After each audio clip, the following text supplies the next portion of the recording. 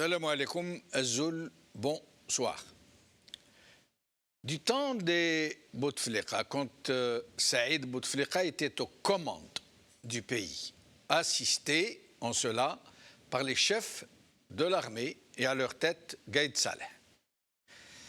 Quelqu'un que j'avais rencontré, très crédible, très bien informé de ce qui se passe dans le noyau du pouvoir, m'avait parlé un jour de la vraie vie du président Bouteflika, de ce qui était derrière le visible, de ce que ne voyaient pas les Algériens. Il m'en avait parlé avec des images très fortes. Ce monsieur m'avait donc confié que pendant que le régime nous disait que le président avait reçu un tel, qu'il avait écrit une lettre aux Algériens, qu'il avait décidé de ceci, de cela, qu'il avait nommé ou dégommé Flan ou Feltan, la réalité était autrement, moins réjouissante, moins présentable. Ce monsieur m'avait alors confié que pendant que ces politiciens nous parlaient de Fakhamatouhou, de tout le travail titanesque qu'il faisait, pendant qu'ils honoraient son cadre et qu'ils proposaient pour le prix Nobel de la paix, le président n'avait que quelques rares moments de discernement relatif par jour. Et quand je dis relatif, c'est-à-dire qu'il pouvait alors se rappeler l'espace de quelques minutes qui il était, comment il s'appelait, comment s'appelaient les membres de sa famille et quelques vagues autres notions avant de sombrer de nouveau et pendant des heures dans les abysses de la lucidité. Pour filmer de lui quelques secondes qu'il nous donnait en spectacle de ce monsieur président très actif, de ce président en train de recevoir les habituels complices qui jouaient le jeu et qui faisaient semblant de discuter avec lui des grands sujets de l'heure. La réalité était tout autre. Il fallait des heures de tournage à filmer et à refilmer et à refaire le travail pour n'obtenir que quelques secondes à montrer aux Algériens. Il lui est même arrivé à ce président, à ce malheureux président, de pleurer de douleur après que son frère Saïd l'ait obligé à refaire plusieurs fois la même séance de tournage. Sinon, le reste du temps, il aimait le passer au bord de la piscine dans sa résidence de Zeralda. Le personnel avait fini par comprendre que c'était là ce qu'il voulait, que ce qu'il préférait. Alors, ses soignants le conduisaient sur son fauteuil roulant au bord de la piscine et il restait là pendant des heures, la bouche ouverte, le regard perdu, à observer les vaguelettes et les reflets qui ondoyaient à la surface de l'eau. De temps en temps, un domestique de la présidence venait lui essuyer la salive qui lui coulait du menton. C'était cela, et encore pire, qui faisait le quotidien du président Bouteflika. Pourtant, rappelez-vous tout ce que nous en disaient les gens du pouvoir, la presse, couchez-vous, les gens du FLN, du RND, les chiétines, de tous bords et toutes les boutiques politiques qui étaient à la manœuvre. Écoutez-en quelques-unes de ces déclarations.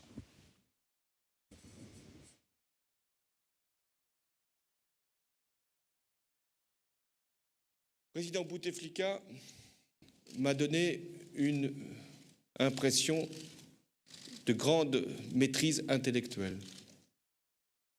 Et même, c'est rare de rencontrer un chef d'État qui a cette alacrité, cette capacité de jugement. Il a toutes les capacités, et il l'a montré, pour, je ne parle pas de ce qu'il peut faire pour l'Algérie, mais pour apporter sa sagesse et son jugement pour régler les crises du monde.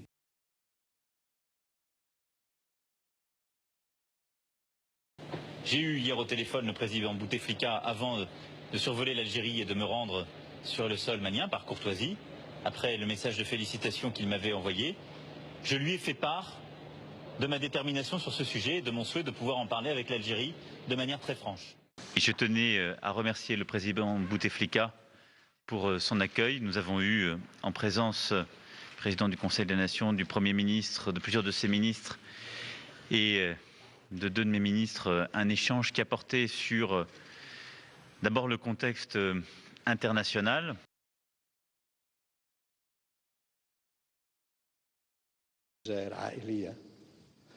وكالعادة كل ما نجي الجزائر نطلب مقابلة الأخ الرئيس وكان نفس الطلب ونفس تلبية الطلب من قبل الرئيس وكنت سعيد جدا بمقابلته ووجود على أنه وضعه الصحي تحسن كثير بالمقارنة مع المرة اللي فاتت اللي شفته اللي كان في ديسمبر الماضي.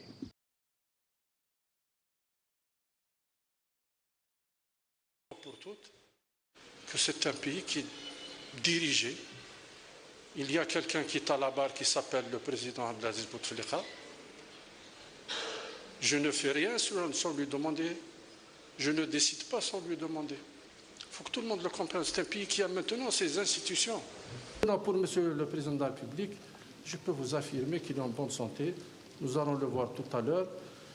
Et s'il veut poursuivre sa mission, il décidera en son âme et conscience. Ne vous inquiétez pas, il est assez grand pour le faire. Il a les capacités de le faire. Il a fait beaucoup pour ce pays.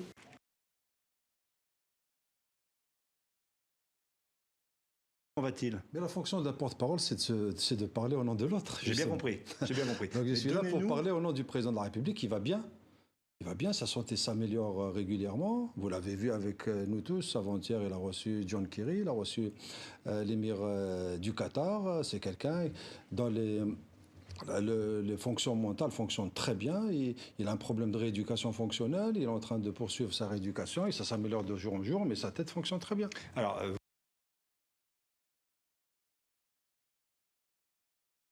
يصير في أحسن ما يرام هذه نقولها بكل صراحة شيء يعني باش ما يبقاش تأويلها باش من عندكم مع الناس بدأوا يأولوا الرئيس في صحة عادية هذه تاع انسحاب باش يكون الوضوح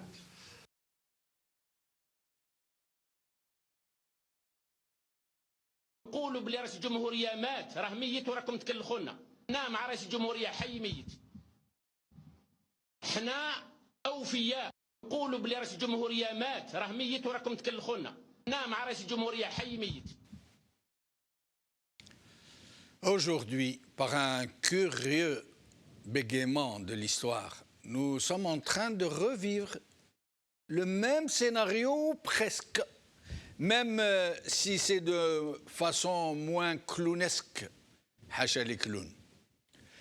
Cela fait exactement un mois que M. Tebboune n'a pas fait d'apparition publique. Lui qui n'en ratait pas une pour se montrer aux Algériens. Un peu comme pour leur dire que lui était un président bien vivant, un président qui parle aux Algériens, qui reçoit la presse et qui a du punch, lui, qui n'est pas comme l'autre, celui qui l'avait viré. Pourtant, il tombe subitement très malade. On ne sait pas de quoi, puisque ce régime n'a que deux possibilités. Le silence ou le mensonge, ce qu'il sait faire le mieux après voler et truquer les élections. On ne nous a donc pas dit de quoi souffrait ce président. Et c'est donc tout naturellement à la rumeur de s'exprimer, en l'absence de sources crédibles, de déclaration d'un État digne de ce nom. C'est à la rumeur de s'exprimer.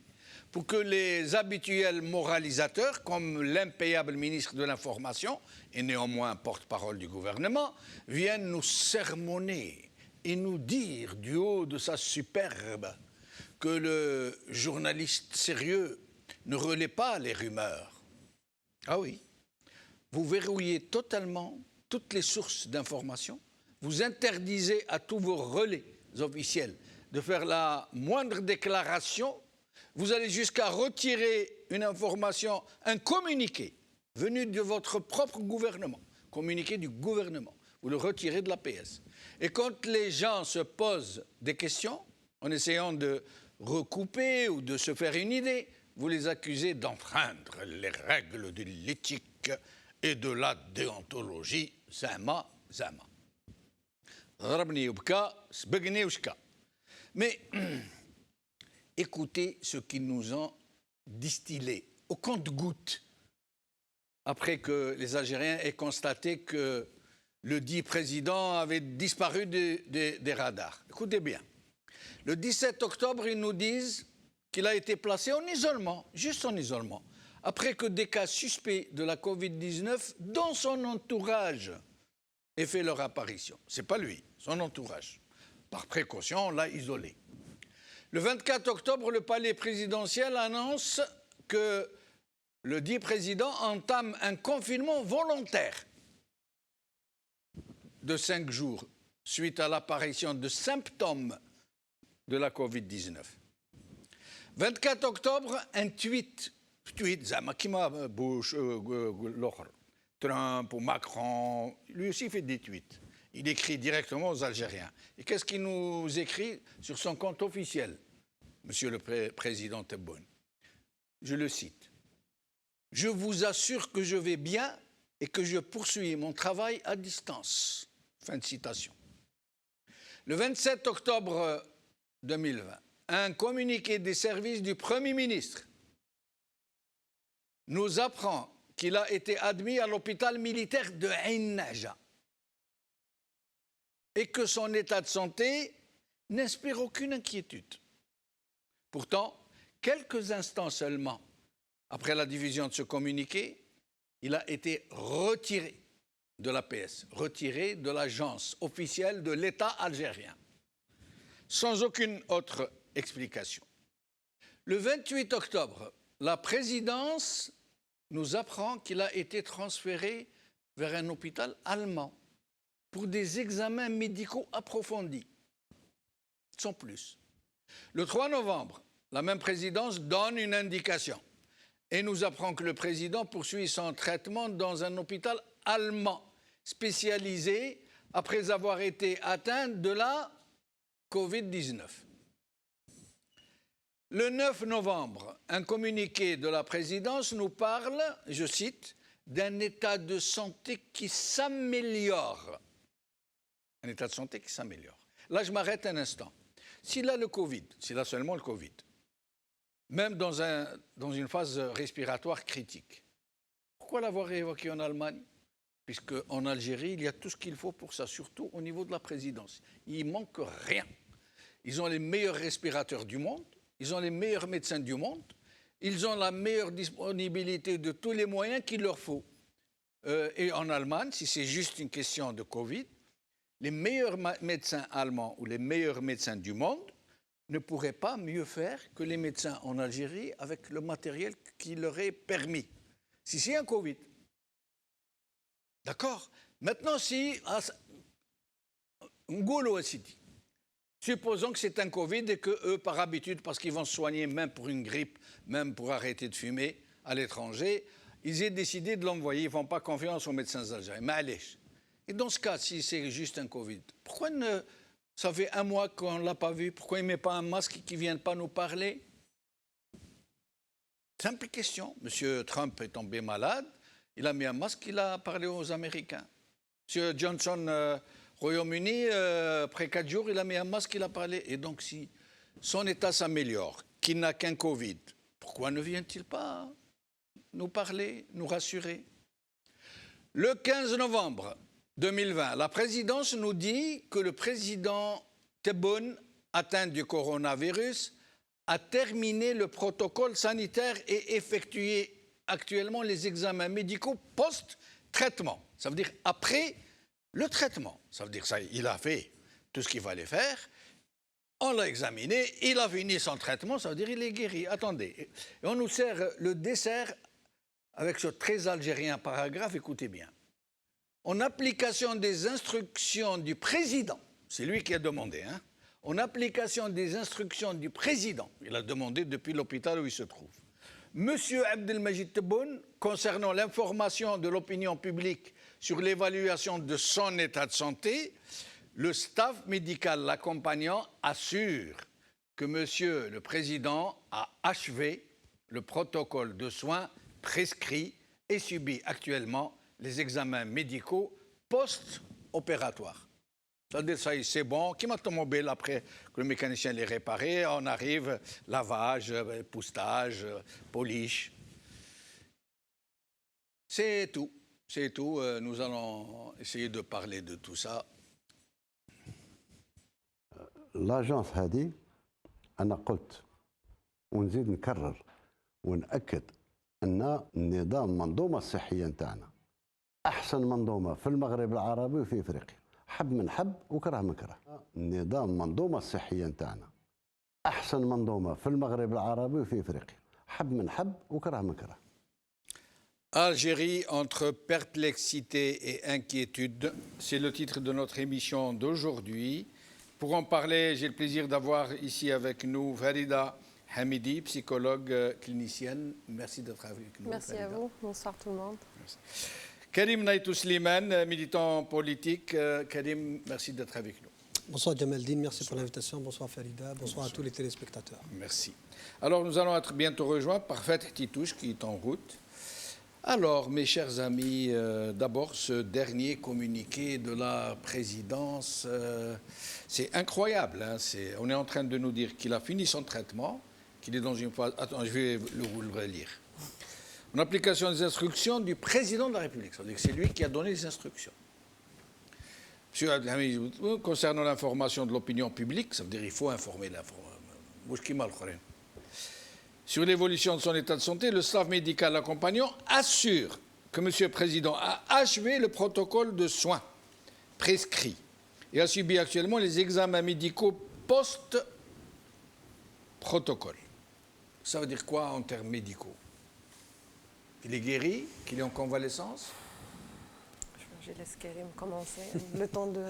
C'est...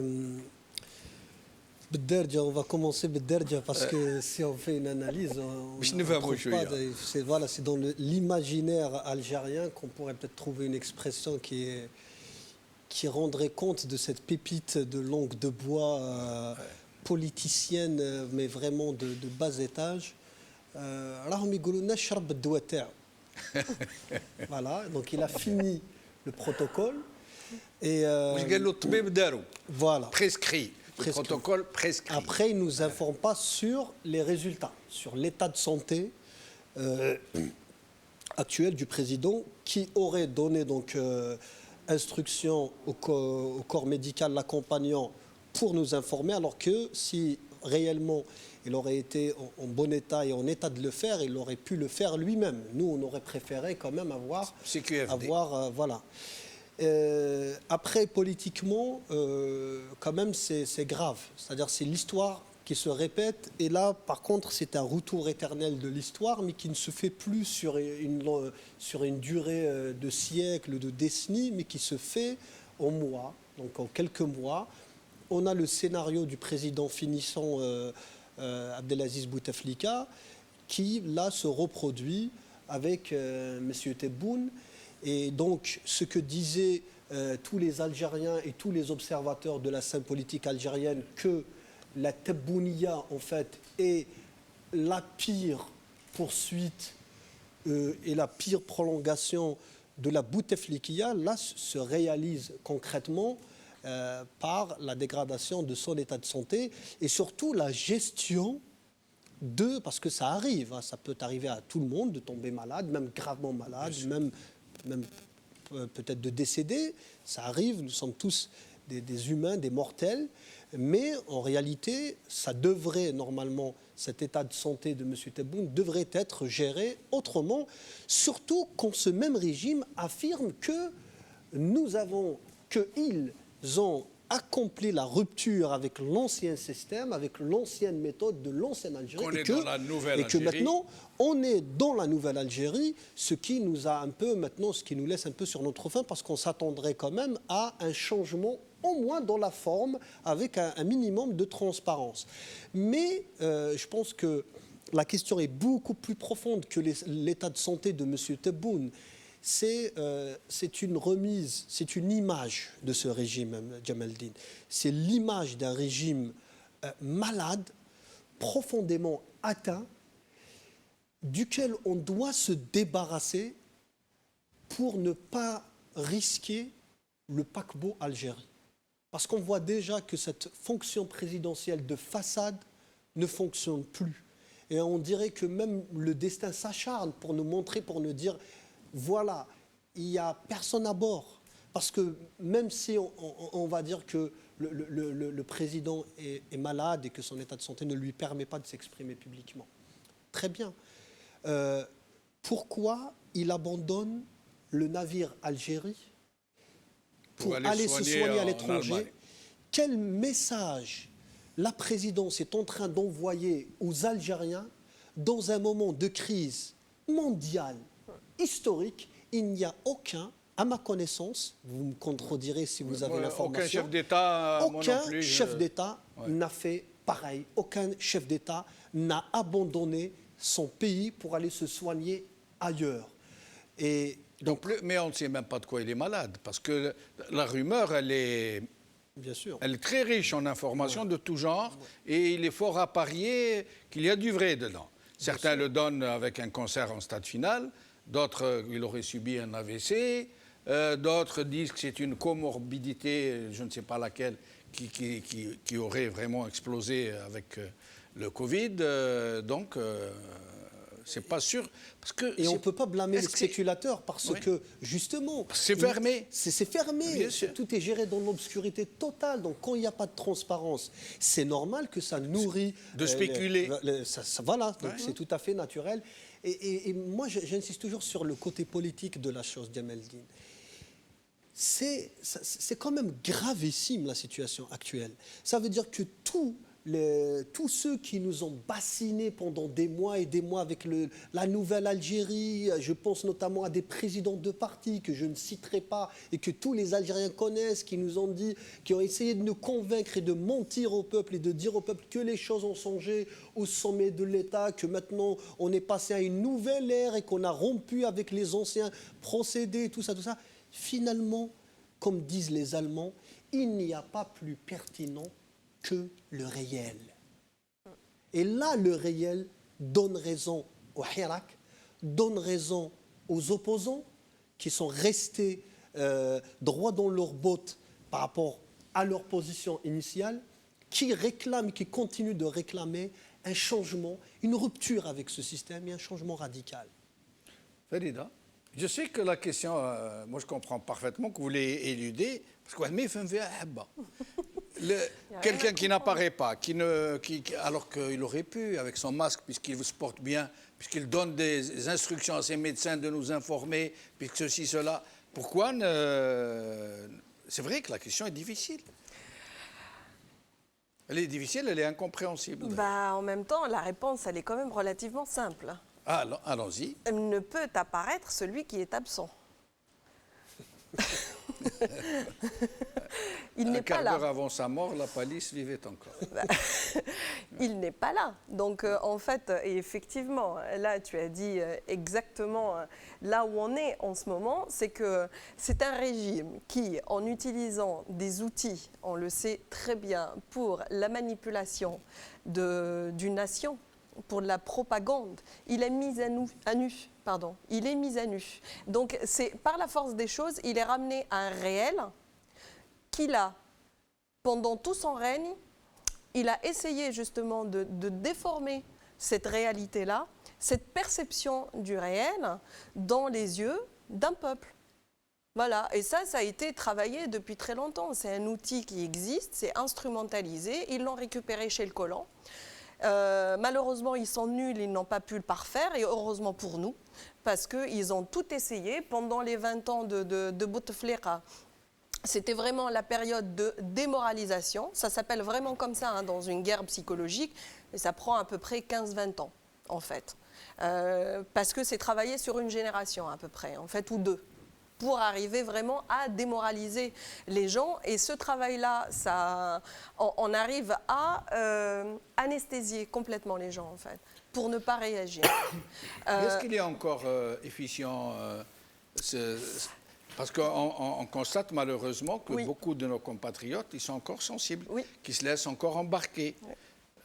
On a été élevé à ça, hein, l'émotion, la atifa. On a été élevé à ça. Donc on ne peut pas, en l'espace de quelques mois finalement de révolution et qui malheureusement a été entravé par la pandémie, réparer un travail qui a été fait pendant plusieurs décennies. Hein, parce que quand je dis 15-20 ans, voilà, c'est à peu près là où c'est devenu flagrant sous Bouteflika, mais ça ne veut pas dire que ça n'existait pas auparavant. Là, c'est flagrant. De fil blanc. Ça veut dire si au moins on avait affaire à des artistes en la matière qui savent manipuler les foules, leur injecter des choses délicates, subliminales. Mais ce n'est pas le cas, c'est trop gros. Ils ont touché et avec à tout. ça, ils réussissent. Ben oui, ils ont touché à tout en fait. Il n'y a pas une seule institution, une seule qu'ils ont laissée en fait pour que les gens puissent se repérer. Ils ont touché à tout. Et quand vous voulez vraiment arriver au résultat de déformer complètement la perception du réel d'une personne, et l'objectif de ça en fait, c'est que la personne perd un raisonnement rationnel en fait. C'est qu'on arrive à ne plus savoir défendre correctement ou se protéger correctement ou reconnaître correctement ses droits les plus élémentaires en fait. Donc on est là, on subit. Et moi je vais utiliser un autre exemple de moyens de transport puisqu'on est dans les paquebots et dans les... Dans les Titanic. Voilà, là c'est pire parce que... Et en fait c'est un mal pour un bien, j'ai envie de dire. Parce que là on a l'impression que c'est un avion qui se crache, mais c'est l'avion du régime hein, qui porte les gens, parce qu'il y avait une séparation telle entre ces gens-là qui étaient au haut de la pyramide, mais au haut de la pyramide de la bêtise bien sûr, et un peuple qui est là, et ils sont complètement coupés du peuple. Donc leur avion s'est crashé et là on voit bien qu'il n'y avait pas de pilote mais il y avait juste une boîte noire en fait. Où il y a les traces de tout ce qui s'est passé avant. Voilà, donc la boîte noire, elle est là. C'est le moment, je pense, de savoir, peut-être précisément aussi, parce que je pense que voilà, le président, il n'est pas là. Mais pour arriver à ce résultat-là, parce que le seul protocole pour l'instant qui est en train de fonctionner malheureusement, c'est le protocole Tal-Isaba. C'est que le 5e mandat est sérieusement en train de passer. Et sans le président... Et peut-être de finir aussi. Ben voilà, parce qu'on parle du 5e mandat de Bouteflika, sauf que ce 5e mandat, il est en train de passer sans Bouteflika et sans Tebboune. Donc c'est le 5e mandat de qui? Voilà, c'est le moment ou jamais de le savoir. Après, là, moi, j'ai juste une petite remarque à faire. Désolé de vous contredire, Djameldine et Farida. Je pense aussi qu'il faut rendre justice au peuple. Le peuple n'est pas dupe, il n'est plus dupe. C'est-à-dire que dire que le régime a réussi, c'est faux. Il ne réussit pas. C'est, comme tu as si bien dit, c'est cousu de fil blanc. Donc les gens le savent, le voient, mais le régime, maintenant, s'impose par la force. Déjà, instrumentalise la pandémie Covid-19, mais en plus, et ça, les Algériens le comprennent, nous savons ce que nous avons vécu, seuls les Algériens savent de quoi ce régime est capable. Seuls les Algériens. Et donc, on a encore la peur et la tyrannie de ce régime qui tient encore au respect le peuple, si on peut dire. Parce que dire que ce régime a réussi à tromper le peuple, c'est faux. Alors, pour l'instant, il se maintient par la force. Et d'ailleurs, je vous assure, Djameldine, s'ils arrêtent les arrestations, s'ils déclarent, on les défie, de laisser les gens une semaine ou un week-end et leur dire, on vous laisse la rue, faites ce que vous voulez. Vous aurez 30 millions d'Algériens dans la rue. Tout le monde sait que le roi est nu. Tout à l'heure, rien que pour l'anecdote, j'ai appelé en Algérie pour avoir des nouvelles d'une voisine qui est très vieille. Et la première chose qu'elle m'a dit, il est où le président? Ils l'ont encore caché, elle m'a dit. Ben justement, nous allons venir tout à l'heure. Oui, enfin, juste si je pouvais finir mon raisonnement, c'était pas.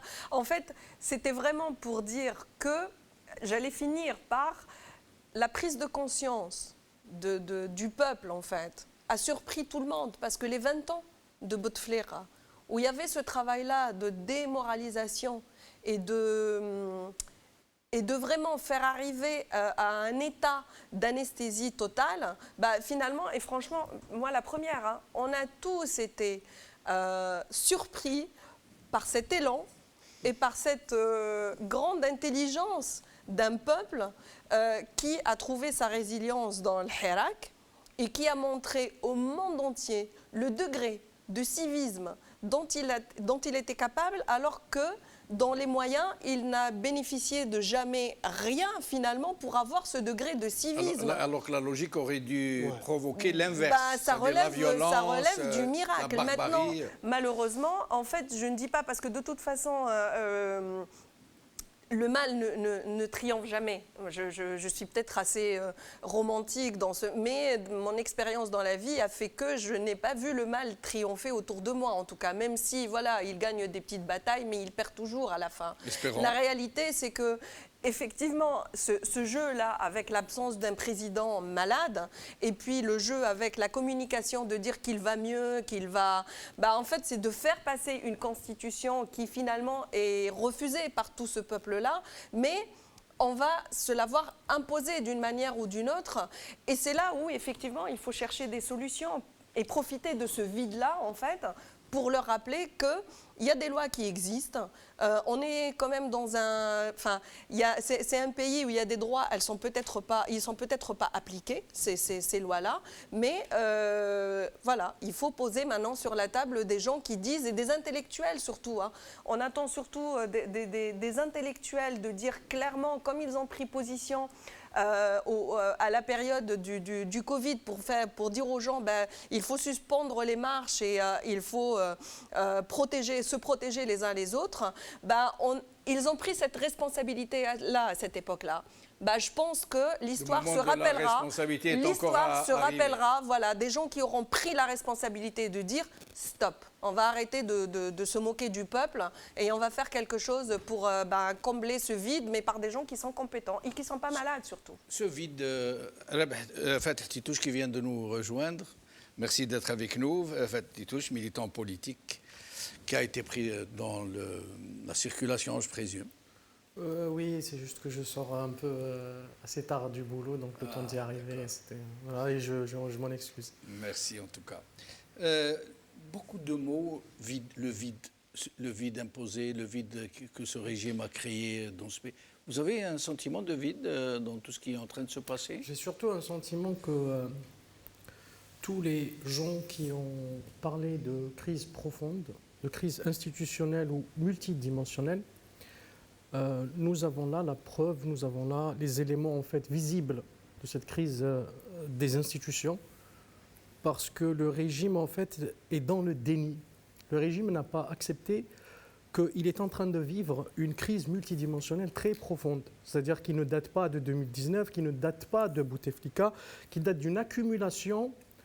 En fait, à chaque fois qu'il y a un soulèvement populaire, à chaque fois que le régime arrive finalement à un fin de cycle, toujours il répond par... La première réponse, c'est le déni. Donc il refuse de voir qu'il y a une crise multidimensionnelle et qu'il faut lui répondre avec les moyens de cette crise-là, mais il répond de manière circonstancielle. C'est-à-dire que Bouteflika n'est pas là, les gens contestent Bouteflika, on va répondre par une élection présidentielle. C'est-à-dire que pour eux, c'est une circonstance, c'est Bouteflika, c'est le fait qu'il ne soit pas apte à accumuler des mandats qui ont fait sortir les gens, alors on va répondre par une élection présidentielle. Donc, il ne comprend pas que cette crise-là, et on la vit là, ça s'accumule, crise sanitaire, crise sociale, vacances de pouvoir, donc crise des institutions, crise de confiance, les gens ne votent pas. Quand vous dites crise des institutions. Crise des institutions. Encore faudrait-il qu'elles existent. Non, mais justement, là, tout à l'heure, je vous ai écouté quand j'étais dans la loge, quand on parlait justement de l'absence de président. Mais ce n'est pas la première fois que ça arrive.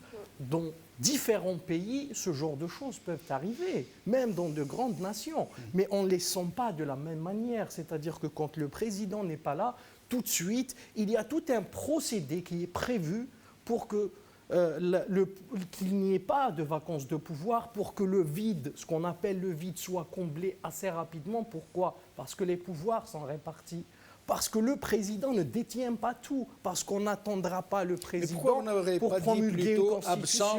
absence des institutions au lieu de crise des institutions? Je pense qu'il y a quand même, pour qu'on soit... Parce que franchement, pour qu'on soit assez juste et assez précis, il y a quelques institutions. Quand je parle d'institutions, moi je parle aussi des fonctionnaires parce qu'ils représentent aussi quelques institutions qui sont utiles pour le peuple. Et quand par exemple nous on demande une période de transition, nous demandons de préserver un minimum en fait de ces institutions.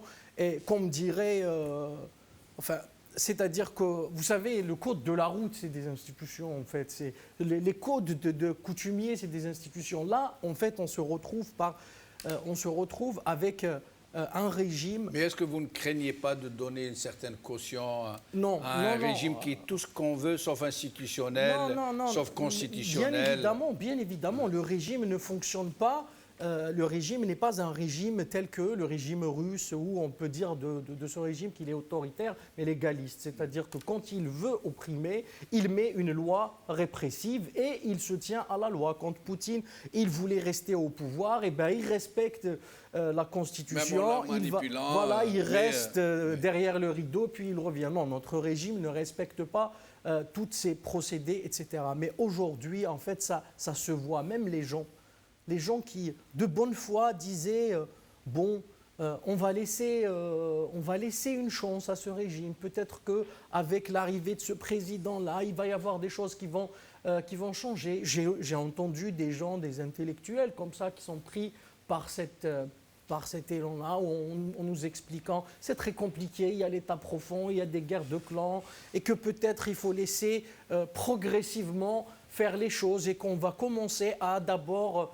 arracher quelques libertés, puis on va construire progressivement. Mais on voit que ce n'est pas le cas. On voit que en fait, le régime n'a jamais été dans cette feuille de route, n'a jamais été dans l'idée de se dire là, c'est plus possible parce qu'on y va droit au mur et que c'est plus possible et qu'il faudra penser dès maintenant une transition progressive. Non, le régime n'est pas dans cette feuille de route.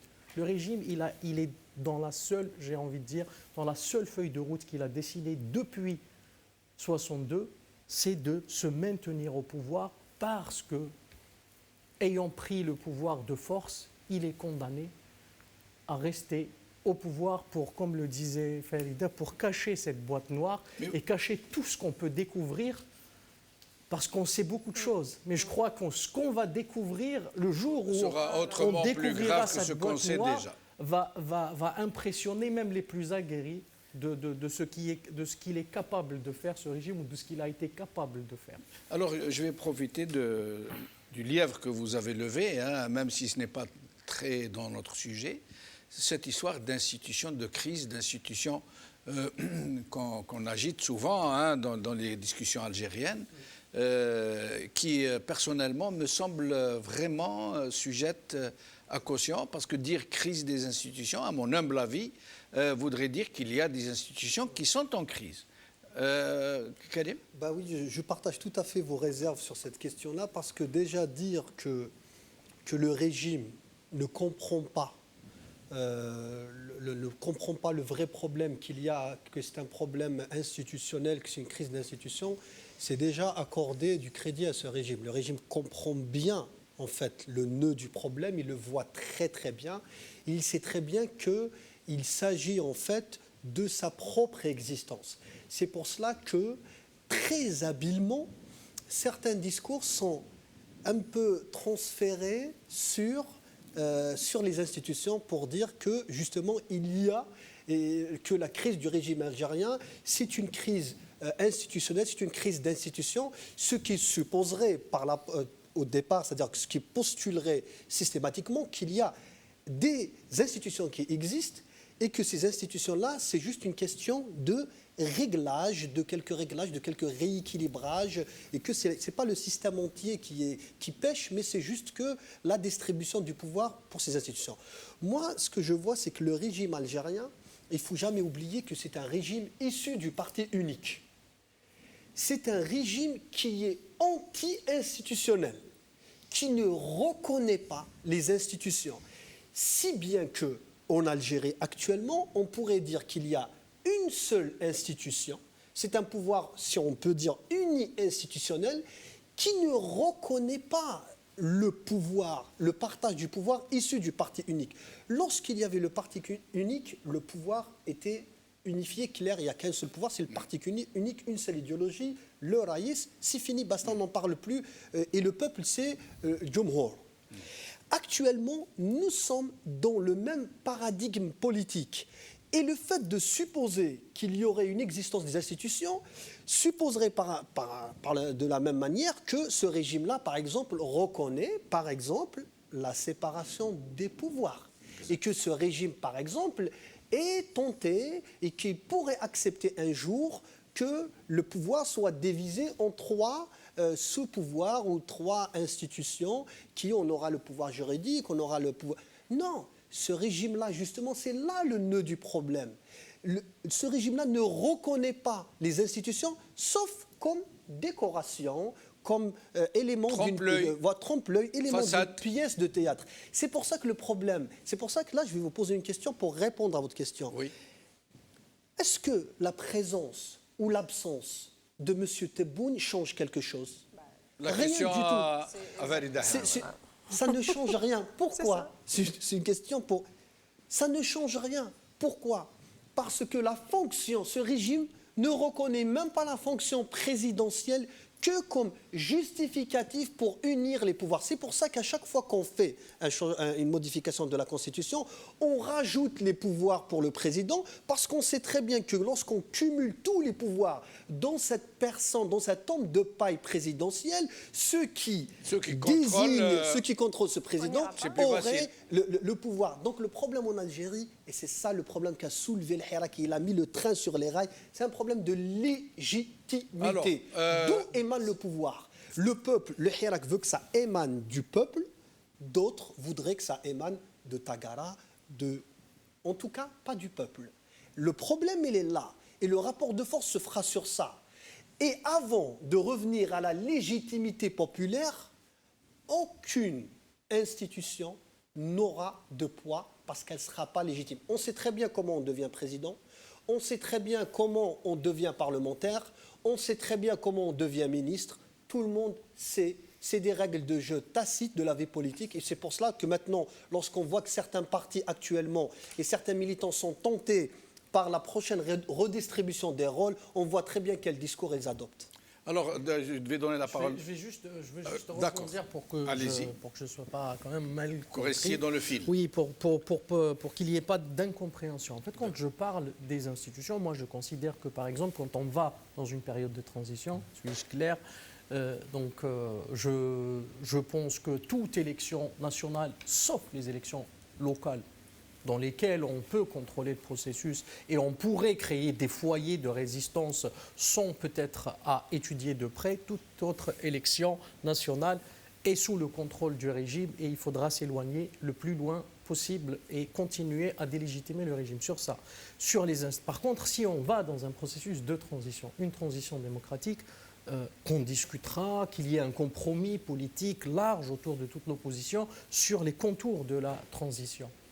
Il y a une question très importante qui est posée par pas mal de gens qui ne sont tentés par rien à part aller dans un État démocratique, qui parlent de la continuité de l'État, qui parlent de la situation qu'on ne doit pas être dans une période de transition en créant une situation de chaos. C'est-à-dire que, par exemple, mais les là gens... aussi, la même question se pose. Quand on dit continuité de l'État, cela suppose qu'il y a État. Quand on dit créer une deuxième république, cela suppose qu'il y a déjà une première république. Je m'explique. Ouais. C'est-à-dire, quand on parle, par exemple, d'une période de transition qui durera, allez, on va parler de 2 ans ou d'un an. Oui. D'un an au minimum, une période de transition pour espérer avoir des élections libres et transparentes et donner la chance à tout le monde. Oui. À ce moment-là, les fonctionnaires, les salaires doivent être versés, oui ou non? Mais là, vous confondez l'administration et les institutions. Non, c'est des institutions. Là, je suis désolé. Non, je suis d'accord avec Karim. Philosophiquement, pas du tout. Philosophiquement, ce qu'on appelle philosophiquement, c'est-à-dire que si on revient au texte philosophique, ce qu'on appelle institution, c'est y compris les codes coutumiers s'appellent. L'institution, philosophiquement, c'est quand on s'accorde sur quelque chose et on le respecte. Nous parlons plutôt des institutions au sens politique moderne qu'on leur donne habituellement. Ça veut dire, je vous donnerai un exemple sur lequel on va être d'accord. Oui.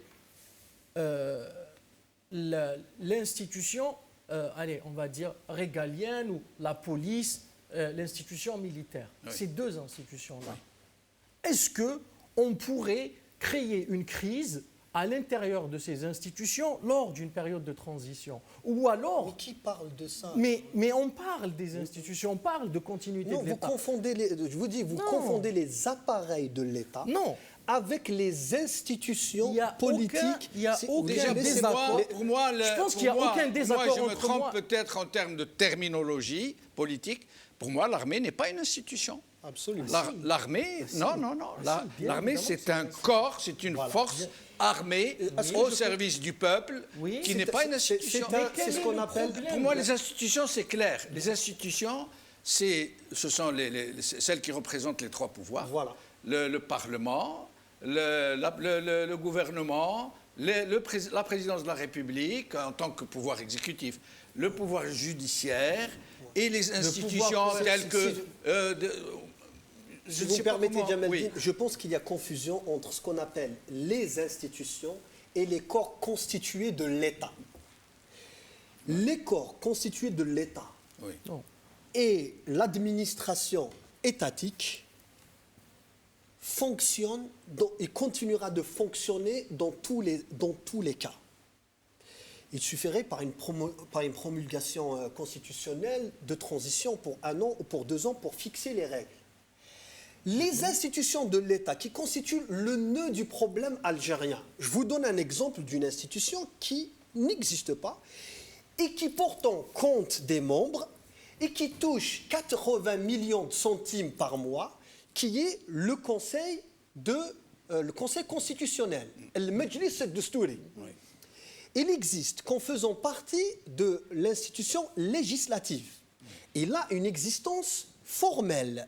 Il a des membres, ces membres sont grassement payés, mais n'accomplit aucune de ses fonctions institutionnelles en dehors des instigations de la seule institution exécutive qui existe en réalité. Et de même pour l'institution ça veut dire s'ils ne reçoivent pas l'injonction de se réunir, par exemple, ils ne le font pas. Ils ne le font pas. Là, par exemple, normalement, ils devraient se réunir. L'injonction de voter une loi, la PN, par exemple, ils ne le font pas. Là, par exemple, si on avait des institutions... Alors je m'excuse, parce que c'est très intéressant. Nous sommes en train de sortir du sujet de notre... Aujourd'hui, nous allons revenir un petit peu. Moi, je suis tenté de poser à Farida la question qu'a posée tout à l'heure, que s'est posée à lui-même tout à l'heure Karim, sur le président de la République. Le fait qu'il soit absent, est-ce que ça change quelque chose au fonctionnement, allez, soyons gentils, au fonctionnement de l'État, ne disons pas du régime? Mais j'avais répondu à la question tout à l'heure déjà. On était en train d'en discuter. C'est quand j'ai dit qu'il y a un 5e mandat qui est en train de passer, mais finalement, on dit le 5e mandat de Bouteflika. Mais Bouteflika, il n'est pas là. Et Bouteflika, il n'a pas été là très longtemps. Il y avait le cadre de Bouteflika, il n'y avait pas de Bouteflika. Et il y a eu des boons par la suite, parce que vous savez, à partir du moment où on utilise l'adjectif désigné, après avoir prononcé le nom du président, c'est que, voilà, on lui enlève déjà la fonction pour laquelle un président est élu. Oui. Désigné, c'est qu'il y a des personnes, ou il y a une boîte noire, ou que sais-je, qui l'a mis là, parce qu'elle en a besoin en tant que façade pour représenter une fonction sans la remplir. Voilà, donc présenter une fonction sans la remplir. Sans la remplir. Donc, si je reviens un petit peu à votre discussion qui était par ailleurs très intéressante, là, c'était pour moi, en tout cas de l'extérieur, je ne suis pas du tout politicienne et j'ai appris plein de choses là de vous. Le truc, c'est que vous avez parlé d'institutions dans leur définition la plus générale, en fait, dans un contexte entre guillemets normal. Là, on n'est pas du tout dans un contexte normal et ça me ramène justement à, peut-être dans le Hirak, de courant dans le Hirak, il y en a qui sont pour Yitnahaouga, il y en a qui sont pour, oui, mais on ne peut pas, l'État ne peut pas tomber en fait, parce que qu'est-ce qui va se passer après? Et c'est pour ça qu'on parlait des crises des institutions tout à l'heure, et je pense qu'effectivement c'est un épouvantail qui est agité en fait pour faire peur. Bah, ça fait partie de l'ensemble des peurs qu'on exerce sur les gens parce que la peur provoque un état de sidération qui empêche la personne de réfléchir. On est plutôt dans l'instinct de survie que dans la réflexion pour développer une stratégie de sortie de crise. Voilà. Donc en fait, quand on parle de crise des institutions et quand on parle de Yitnahaouga, moi, je pense que l'un ne va pas sans l'autre et que finalement, c'est des gens qui veulent se maintenir, encore une fois, en poste en agitant cet épouvantail-là, alors que les compétences, elles sont partout, en Algérie et à l'étranger. Il y a des jeunes à l'étranger qui ne demandent qu'à ça, rentrer pour réparer ce bled. Voilà, donc en fait, ces crises des institutions... En fait, j'aimerais rebondir sur... c'est vrai ce qu'elle dit quand vous faisiez craindre tout à l'heure l'idée qu'il faut quand même avoir une certaine appréhension de ces institutions en place, même si elles n'en sont pas vraiment, pour que nous ne tombions pas dans une sorte de vide, une transition qui passerait de l'ancien au néant, à l'inconnu. En fait, une transition, c'est de passer de l'ancien, de l'illégal, de l'illégitime, au nouveau, au légitime, à l'instauré, au populaire, au représentatif. Oui. Mais cette période-là, elle ne gêne en rien qu'il y ait ces deux notions d'un État illégitime, de fausses institutions et d'institutions légitimes à venir.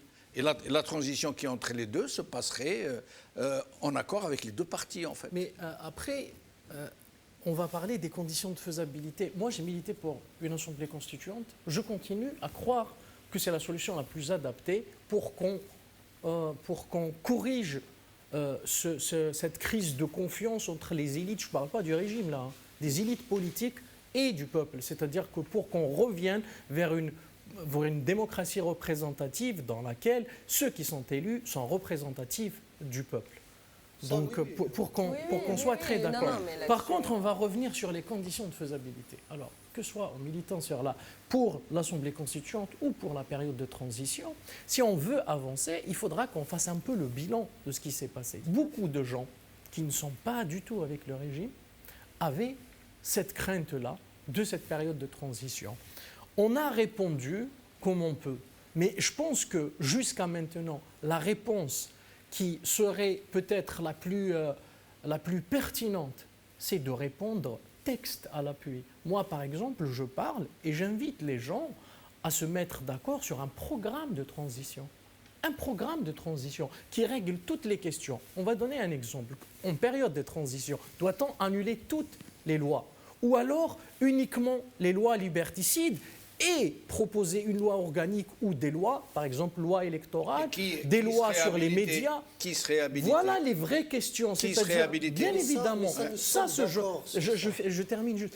Ça, c'est de véritables questions. Ça, c'est de véritables questions de comment on va aller dans une période de transition avec des garanties réelles d'un processus transitionnel qui nous mène vers une véritable démocratie sans qu'il y ait une crise à l'intérieur. Donc cela sous-entend compromis politique, cela sous-entend compromis autour des outils de désignation lors des élections, c'est-à-dire commission indépendante, c'est-à-dire comment on va gérer la question du financement, comment on va gérer la question des médias, comment on va gérer la question des lois liberticides. La question des priorités. Des priorités, comment est-ce que la vie continue et que les gens Tenez l'exemple de la Tunisie. Il y a quelque chose qui a été mal réfléchi en Tunisie. Ce n'est pas moi qui le dis, c'est les gens qui ont vécu cette transition en Tunisie. C'est que, par exemple, le volet économique et social n'a pas été pris en charge par la période de transition. Les gens se sont retrouvés à regretter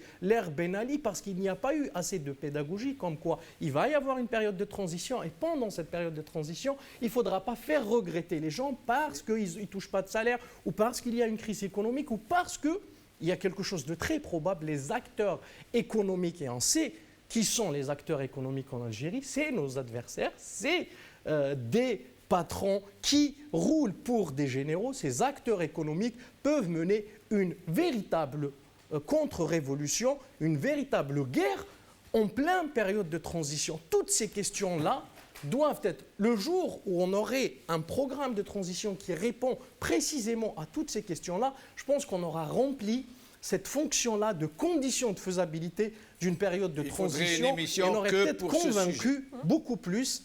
Il faudrait une émission sur ça. C'est de ça que je parle quand je parle de... il faudra quand même garder quelque chose et rassurer. Le mot, c'est rassurer les gens sur on va aller dans une période de transition, il ne va pas y avoir de chaos. À condition de ne pas cautionner indirectement le régime en le faisant croire que ce sont des institutions qui sont en crise. Ne vous inquiétez pas sur ça. Moi, je n'ai aucune crainte. Je pense que c'est sur ça qu'il faut insister. Je crois que j'attaque assez souvent et de manière assez profonde le régime pour que... Karim, avant quelque chose à dire avant qu'on arrive sur deux sujets factuels. Sur ça, nous sommes d'accord. Sur ça, nous sommes d'accord. Bien sûr que le programme doit être écrit, bien sûr que les modalités, parce que là, il s'agit des modalités de représentation, il s'agit des conditions de faisabilité d'une période de transition, bien sûr que ça doit être fait.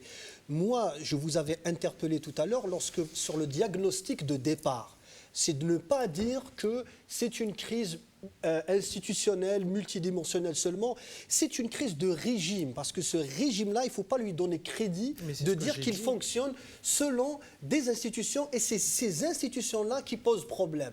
Non, c'est le régime lui-même qui nie complètement l'existence même de ces institutions. Il ne les considère même pas, sauf lorsqu'elles sont formelles.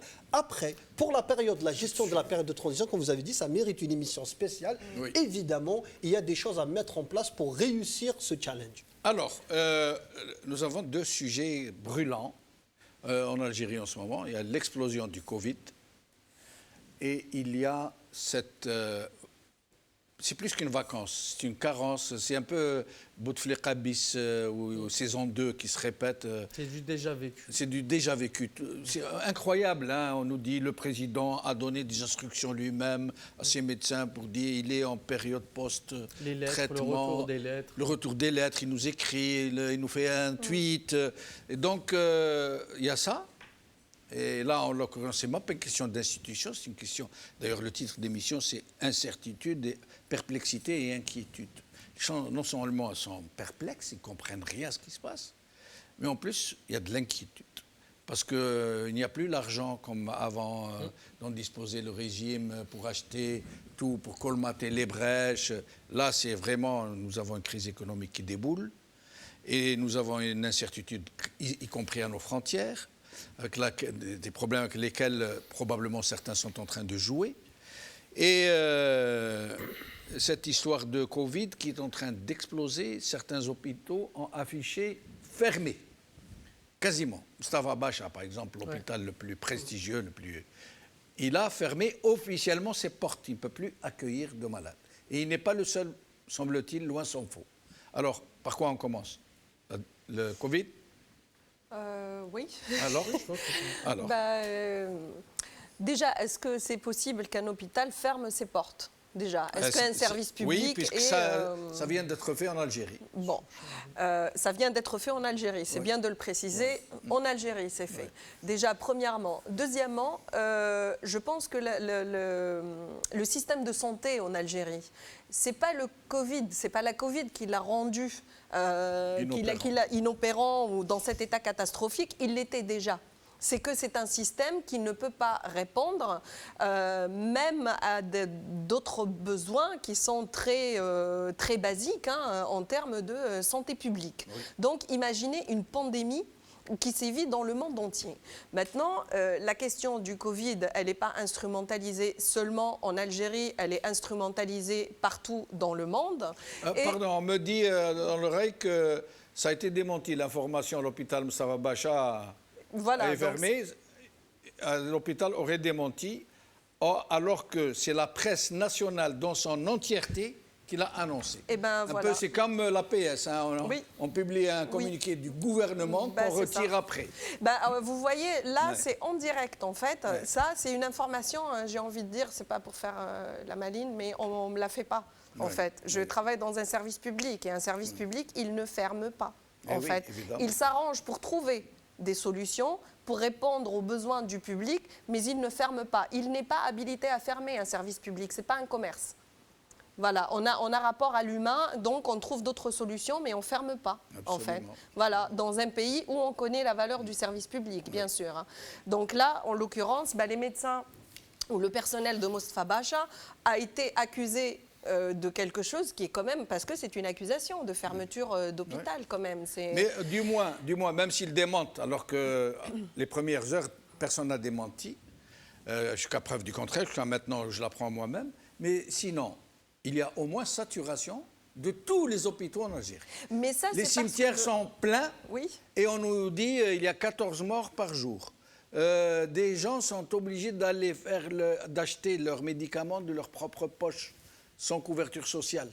On demande aux gens d'aller faire leur scanner tout seuls. Mais en fait, ça fait un petit moment, ça. Pourquoi est-ce qu'on met l'accent sur l'information maintenant, là, tout de suite? Parce que ça a explosé. Voilà. En fait, moi, je pense qu'entre l'absence du président et son état de santé et l'explosion, entre guillemets, du Covid, je fais de la résistance. Je suis désolée parce que ici aussi, je fais de la résistance par rapport à ça. Je pense que c'est liberticide, en fait. Donc ici aussi, on a sait que c'est beaucoup manipulé. de liberté. Écoutez, en France, moi, je vis dans un pays où je sors, enfin, je pense qu'on est tous dans cette même situation, où on est robotisé. Oui, on sort le matin pour aller travailler, on rentre le soir chez nous, on ne fait que ça. On n'a plus aucun loisir, on n'a plus aucune liberté. On a la liberté de nous promener à 1 kilomètre de chez nous pendant 1 heure, comme des toutous en fait, et on rentre. Donc voilà ce qu'on a fait de nous, des gens qui sortent pour travailler et qui rentrent en fait.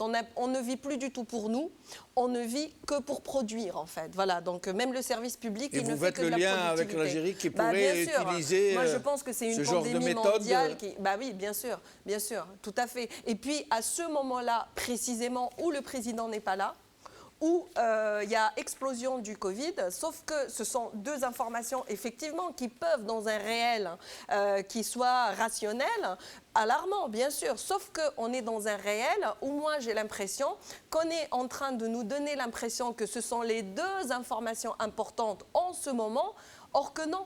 L'information la plus importante et qu'il ne faut pas qu'on perde de vue, c'est cette perte de temps là, dans laquelle on est installé pour qu'il passe une constitution qui est absolument inacceptable et néocolonialiste. Constitution qui ne peut pas passer pour le moment, puisque celui qui est chargé de signer le décret de promulgation est empêché. C'est ça, voilà. Pratique. Donc c'est contre toutes ces manipulations-là que je fais de la résistance et que j'invite les gens à résister à toutes ces manipulations-là. C'est constitutionnel validé, mais elle n'est pas signée. C'est validé par le Conseil constitutionnel. C'est pas promulgué. Ils vont le faire. Parce qu'il n'y a pas de délai légal, je crois. Si le président, entre guillemets, écrit des lettres, il pourrait aussi promulguer des... Ça veut dire de la même façon qu'il écrit. Je pense que... Il va promulguer. Je pense qu'ils n'auraient pas de problème à le faire. Moi, je pense qu'ils ont déjà des doutes sur ça. Ils sont en conflit parce que j'ai vu, par exemple, que Ben Guerina, le très sulfureux Ben Guerina, s'est prononcé comme si son avis comptait. Mais on sait bien que ces gens-là ne parlent pas... de leur propre chef. Voilà. Il a dit que lui ne serait pas contre une annulation de ce projet. Donc, il y aurait peut-être... quelque chose dans ce genre-là. Voilà, dans ce genre-là. Pour revenir au Covid-19 quand même, je pense que tout en étant d'accord sur tout l'aspect liberticide de certaines mesures, par contre, je pense que l'Algérie et la France ou les pays occidentaux en général ne sont pas comparables sur ça. Pourquoi ? Parce qu'actuellement, en Algérie, on n'a pas de système de santé complètement. C'est-à-dire on est à l'ère du bricolage. Et je pense que réellement, le nombre de décès dus au Covid explose. Et on peut le voir, par exemple, dans notre entourage. Moi, par exemple, dans mon entourage personnel, là, je vois tous les jours, j'entends parler de personnes décédées à cause du Covid. Et je pense aussi que la situation sanitaire en Algérie, comme on en a parlé tout à l'heure un peu en off, a fait que l'absence du suivi médical du citoyen algérien à travers des années fait qu'actuellement, les Algériens ne connaissent pas réellement quel est leur état de santé. C'est-à-dire que les personnes à comorbidité, par exemple, ne se rendent pas compte, ne le savent pas. Et lorsqu'elles le savent en contractant le Covid-19, généralement, c'est déjà trop tard. D'où pourquoi... En fait, ils ne meurent pas du Covid, mais de la comorbidité. Oui, du Covid parce qu'ils sont fragilisés par la comorbidité. Voilà, c'est les deux. Et donc, sans être alarmiste, moi, franchement, j'invite les gens à la prudence maximale. Et je pense même, vu la situation des hôpitaux en Algérie, je pense même qu'il est temps maintenant. Vraiment, et là, je fais un appel parce qu'il s'agit de sauver des vies, Jamaldine. Je pense qu'il est temps maintenant de réellement décréter l'état d'urgence sanitaire et l'appliquer, par exemple, pourquoi pas des hôpitaux de campagne, pourquoi pas des hôpitaux dans des salles Pourquoi l'armée n'a-t-elle pas sorti ces hôpitaux de campagne? C'est de ça que je parle. Ouais. C'est maintenant qu'il faut sortir ces moyens, par exemple, ouvrir et faciliter, par exemple, les démarches pour l'importation des respirateurs, du matériel médical nécessaire.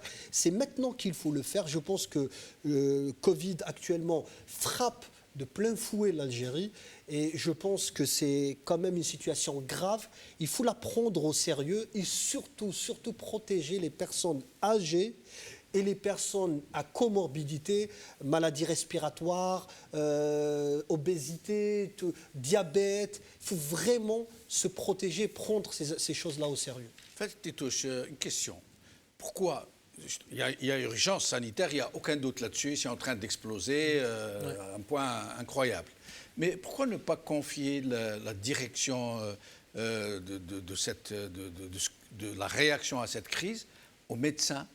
Pourquoi ne pas créer une sorte d'état-major de la médecine, c'est ce qu'il faut.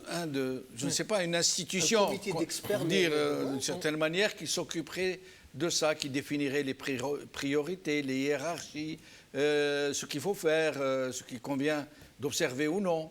En fait, ce qui est malheureux et à la fois aussi rageant, c'est qu'il y a beaucoup de morts en Algérie, mais j'ai envie de dire, c'est pas le ou la Covid qui les tue. Exactement. Quand il y a ceux qui meurent parce qu'ils n'ont pas réussi à avoir un traitement à l'hôpital. Parce qu'ils n'ont pas été traités, parce qu'on ne peut pas les prendre en charge, parce qu'il n'y a pas une ambulance qui va venir très rapidement les déplacer jusqu'à l'hôpital et qu'il ait toute la prise en charge qu'on peut avoir. Parfois parce qu'il n'y a même pas d'oxygène. Parce qu'on ne le détecte pas. Moi, mes propres parents, mes deux parents, alors, crise, ils avaient une grippe au même temps qui est exceptionnelle pour eux. Et puis, 2 semaines après, j'ai la chance d'avoir mon frère qui est dans le corps médical qui dit, bon, on va arrêter, on va leur faire des tests. Il fait des tests, ils ont des IgG Covid, c'est-à-dire qu'ils ont développé des agents immunitaires. Mes parents sont malades, etc. Donc, on est passé à côté d'un drame dans notre famille.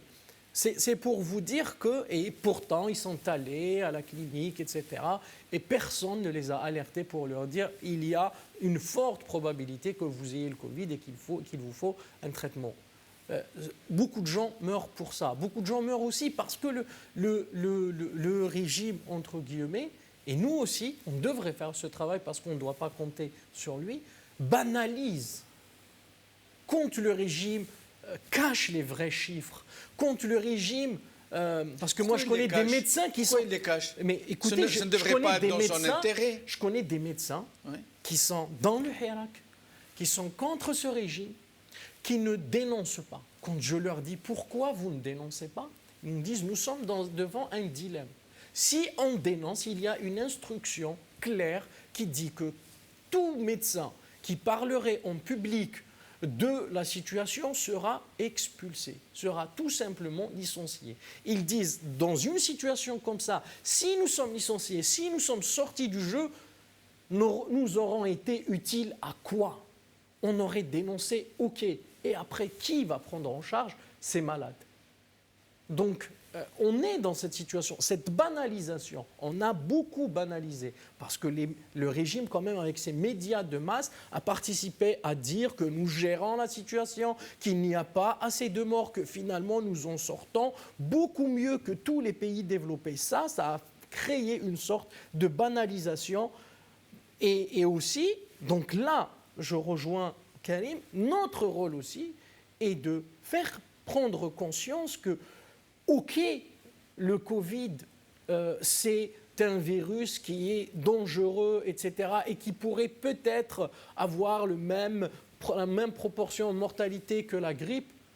Mais écoutez, ce virus-là, nous, l'État algérien, ou nous, l'Algérie, avec l'état du secteur, la situation du secteur de la santé, peut faire des ravages chez nous. Alors il faut tenir ce discours-là pour dire aux gens que c'est grave et qu'ils doivent faire attention. Et je pense qu'ils le rendent.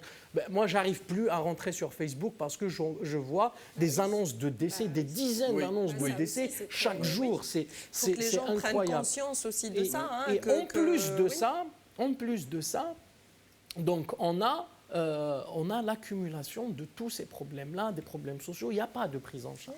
Donc effectivement, aujourd'hui, il est peut-être temps de revenir vers des modes, des modes d'organisation traditionnels pour essayer de se protéger, aider ceux qui ne peuvent pas se protéger. Et vraiment, ce travail-là, je pense qu'il a raison, Karim, on doit, nous, annoncer l'état d'urgence, parce que le régime ne l'annoncerait pas. Nous, on doit l'annoncer, cet état d'urgence, que les gens doivent réagir comme se prendre en charge avant de voir un drame que nous ne pourrons supporter. Alors, tout à l'heure, on parlait des crises des institutions. Là, on parle de l'institution sanitaire qui est dysfonctionnante de toute façon depuis toujours. On a un grand problème quand il s'agit de soigner les personnes. Avant même avant la Covid, c'est pas quelque chose de nouveau.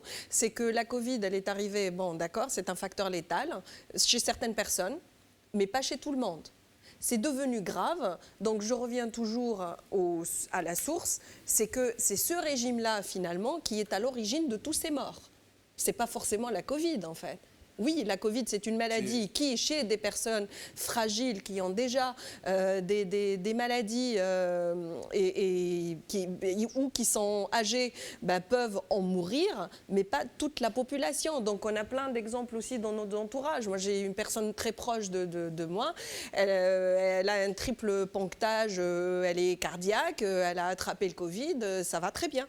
Voilà. Donc ça aussi, les gens ont besoin de l'entendre. On peut dire que nous avons un secteur de la santé sinistré? Mais bien sûr, on peut le dire. Bien sûr. Et c'est ce qui fait qu'il y a autant de morts. Ce n'est pas la Covid qui tue autant, c'est le système de santé qui est tellement dysfonctionnant que, vous savez, les cas déclarés en France par rapport au mois de mars, mais c'est 1000 fois plus, en fait.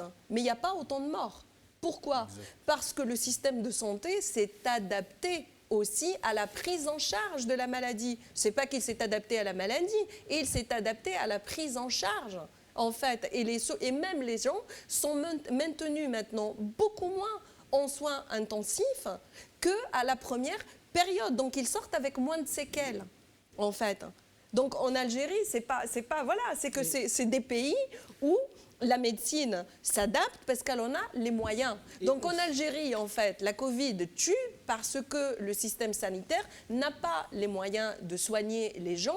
Et c'est l'accumulation avec la première période, en fait, de Covid qui fait que non seulement ils arrivent vraiment au bout de ce qu'ils peuvent faire, mais ils sont sinistrés complètement. Ils ne peuvent plus répondre à ces soins-là. Et c'est pour ça que les gens doivent faire très attention et doivent aussi savoir et connaître et respecter les gestes barrières parce que ça protège beaucoup. Je travaille dans un établissement scolaire où il y a 1800 élèves.